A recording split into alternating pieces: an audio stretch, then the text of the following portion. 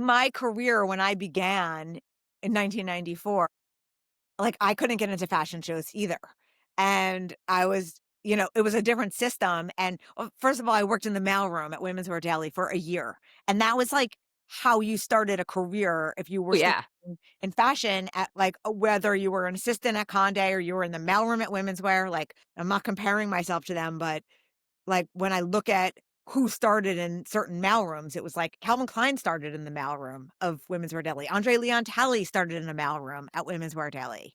Like, I remember being excited and, like, feeling lucky that I got to be in this mailroom. Course. I mean, not to sound old, but I'm like, kids these days, they No, don't know what we did. they I don't know. I I tried to start my career by, I tried to be a journalist during the collapse of the magazine industry and could not get a job to save my life, and then Condé Nast, I went to InStyle, and they offered me an unpaid internship, and I was like, 28 years old and married and had, like, bills, and I was like, "I can't do that," but that was how you had to gain entry at the time. 100%.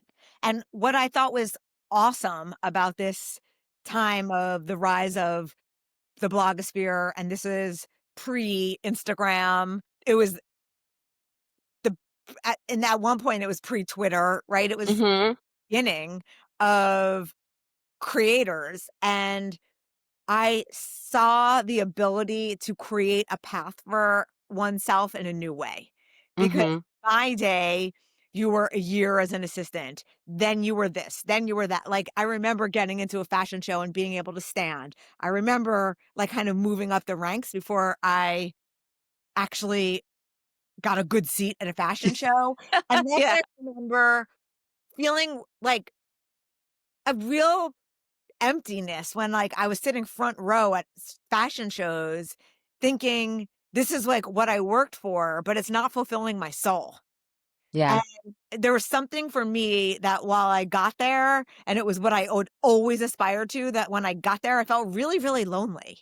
And that's when I decided to take a step back and take a different approach to what I was doing in my career. And I thought to myself, I started to realize that I was actually a better marketer than I was a writer. And I Mhm. loved constructing stories, or I loved getting behind the scenes and bringing it to life, which is, if you think about, like, creating experiential moments with brands, I am creating experiential moments now at Slimu.